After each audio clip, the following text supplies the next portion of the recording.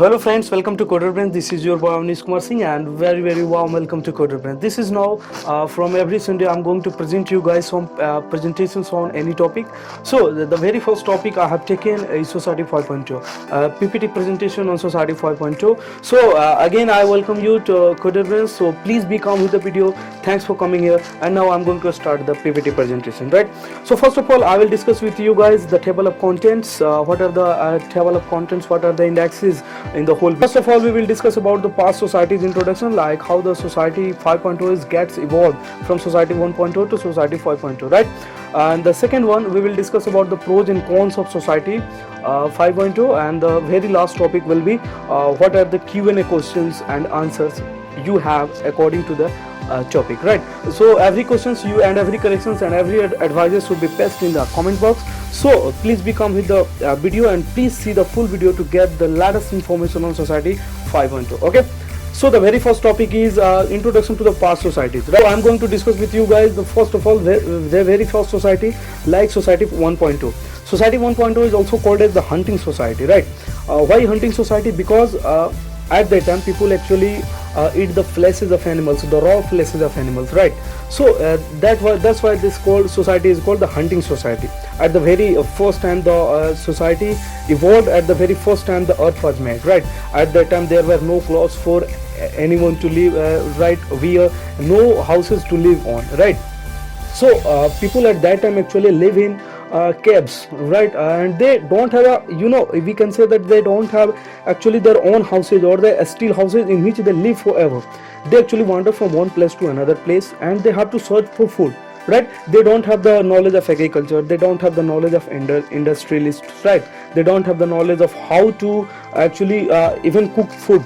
They don't have these knowledges, right? They don't have knowledge to how to carry loads from one place to another. They actually carry the loads on their heads. They carry the loads by gathering together. So these are the very basic societies, right?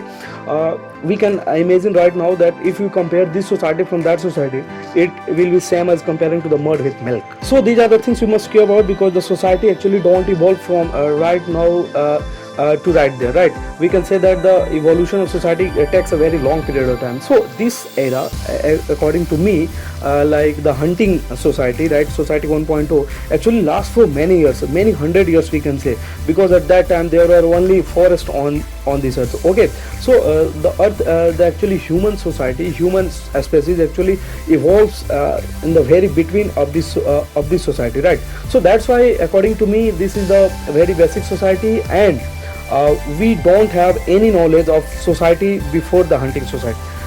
The second one is called as the agricultural society, right? Society 2.0, the agricultural society. Why it is called as agricultural society? Because in the hunting society, people get the knowledge of how to farm, how to even sow the crops, how to get the crops in different form, how to actually cook food.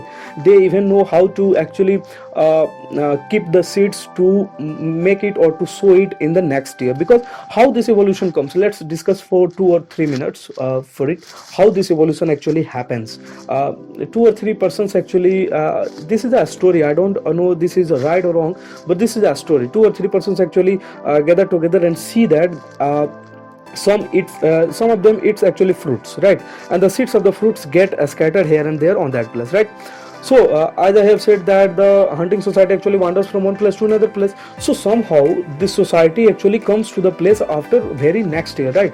And when they see that the fruits they have eaten, actually the seeds of fruit which they have eaten actually grown to a new plant, and that's the thing, that's the revolutionary change which came into hunting society, and that's what we pass into the agricultural society, right? In agricultural society we don't have different technologies, but we use the primitive or traditional, we can say traditional weapons to sow some seeds and to get the seeds in the written form, right? We don't have different technology, we don't have any information on how to use technology in farming, right? So that society is actually not also developed if you compare that society from this era.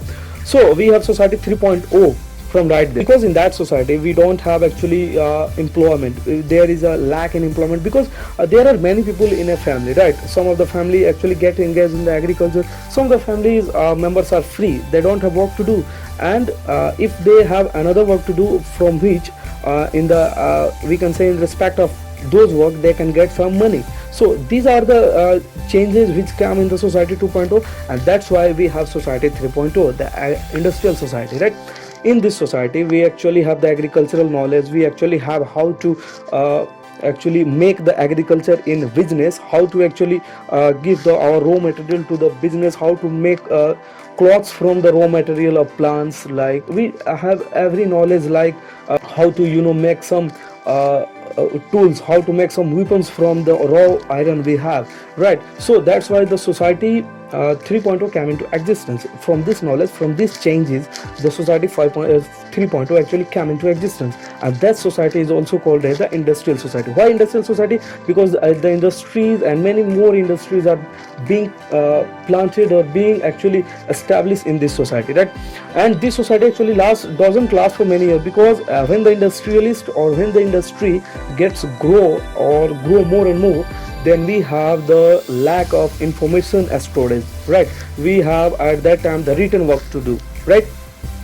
So written work actually are not sufficient for keeping the society maintenance, keeping the industrialist record at one place, because there might be chance of being stolen, there might be some chance of being kept in fire or everything. There are many chances like that. So we need some actually fixed place at which we can keep our data, right? So that's why these changes keep on mind, and the scientists come together and decided to move from society 3.0 to society 4.0, that is called as information society. Why information society? Because at that time we have many technologies to keep our data, keep our records, everything on a server, right? From the server, the fetching, the inserting and the viewing of data is actually very fast, right? So in the society 4.0, all the work which are done manually, right, like the work done by the human in banks, in we can say that in different industries, the records which are kept by man actually are done by the computers, right? If we go right now, this India is actually living in society 4.0 because it's too hard, because the population is very large.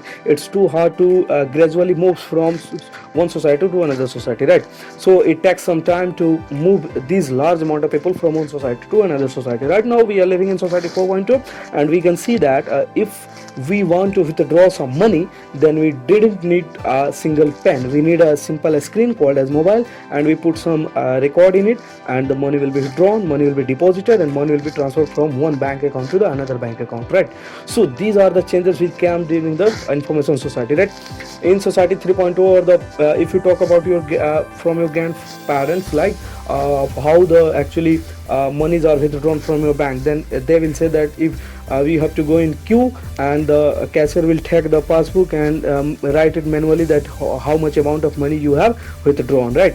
But right now we have to go to the if you want to withdraw money from bank or branch, then we have to go there and just give your data or some passbooks, right?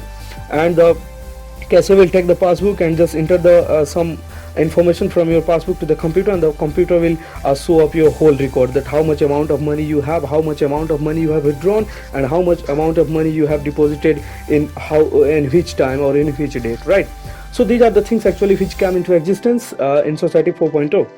But right now the Japan is moving to society 5.0, and society 5.0 is we can imagine that it must be the better and better than the society 4.0, right? The society 5.0 it doesn't have a name right now, but we can say that it's totally based on AI and ML logics, right? So one simple definition I have taken from this source, I have also mentioned the source, you can go there and just take or we can say that just look the definition right there. So I have copy and paste the definition, because I don't know what is the actual definition of any society, so I have actually taken that definition from that source. The definition is a human-centered society that balances economic advancement with the resolution of social problems by a system that highly integrates cyberspace and physical space, right? Then I have highlighted the term human-centered society. Why it is called as a human-centered society? It is called as human-centered society because all the logics, all the ideas, all the advices, all the suggestions are kept inside it, keeping in mind the humans, right? Human are the only species, human are the only we can say that the animal of which this society is made up of. The whole idea actually revolves around the human, so human is called as the center of that society, right? But it also balances some economic problems. How it balances the economic problems? Because at that time we can see in India, one person is a billionaire and another person is actually don't have even a penny to buy bread, right? So these are the differences which came in India due to uneven distribution of resources, due to uneven distribution of money. But right now society 5.0 lets each and every person to be balanced in economy, right? Each and every person has equal distribution of money and resources as well, right? So that's why it is called as a human centered society, right? This is the source of which you can go there and just see the definition. One thing I have also added here is the introduction to society 5.0 is another point, like it was actually proposed in the fifth science and technology basic plan, right? And it gradually evolved from society 1.2 to society 5.0. So this is a Q step question that it has been proposed in the fifth science and technology basic plan. So anyone can ask you that how and where the society 5.0 is usually proposed. So you have the answer of this question, right? So that's why I have added this topic. Now we will discuss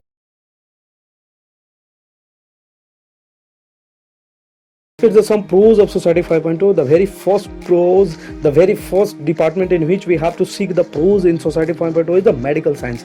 How the society 5.0 actually lets each and everyone to live in peace, like what are the changes which are due to the society 5.0, right? So there are many changes as well. If right now if we go to the any hospital and say that there is a brain tumor in your brain, then doctors will actually raise their hands that it is very difficult to treat that, right? But in society 5.0 we have ML and AI logical based robots, so they can actually operate the disease, they can operate the actually treatment in a very good manner, and that's why we have a we can say that we have a treatment of each and every disease we have, right? So these are the changes which come in the medical science. Similarly in educational department we have a drastic change, right? Each and every student can be taught or can study their own material from their home, and each and every person has their own doubts. So each doubts can be solved by the AI ML based robots, right? The answers are actually fed inside them in the prayer, right? In the prayer condition the answers are actually fed inside them, right? So if you ask any question, then the answers fed inside them actually can be taken from them actually in the same time, right? So these are the changes which come in the educational department. Similarly the changes which come in different departments are like construction. We have many more engineers are required to actually construct a simple bridge, but we have ML and AI based robots, then they can make it in a very quick manner and a very efficient manner, right? There is no need or there is no actually chance of a single mistake there, right? Construction, data analytics also, we have many advancements in data analytics also. Problem solving actually we can say that the problem solving is faster due to the we have robots. Machine efforts is actually become less, and AI ML and IoT are etc are the main pros of the society 5.0, right? So the very two basic cons of society 5.0 is here, so please be with me to see what are the cons of society 5.0. The two basic actually cons of society 5.0 is that the very first cons is that the evolution of different societies is actually degrading the chance of employment, right? We have many robots. If 100 persons are doing any work together, then a single robot can do that work in a very efficient manner and faster than that 100 people. So that 100 people actually gets de-employed and they lost their job. So this is the major problem of any society which are evolving due to technology, right? So if we are evolving with technology, then we must have the answer of this question, that any society which are getting evolved from a different society due to technology, then we must have a chance of unemployment, right? The very second and the very major, we can say that actually we have seen many films like Robot 2.0 and many more, right? In that film the technology gets so much intelligent that they deny the work of honor, right? So if we think that if the technology is so much intelligent, so much faster that they deny our order, then what would we do? We don't have any answer of that question, right?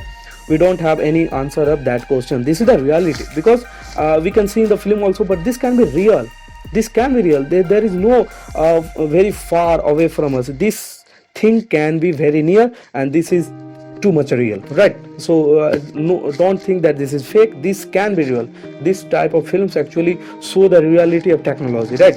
So probably that was the last day of the human species if the technology gets so much intelligent that they deny our work, right? So these are the major two cons of Society 5.0. Now I'm just wrapping the things that the Society 5.0 is actually evolving in Japan, and I hope so that India will get inside it in a very quick manner. So I'm just wrapping these things. So if you have any question and answer from this PPT presentation, then please paste it in the comment box. I will try to answer that question. So okay, so thank you, thanks for listening me carefully. Bye bye.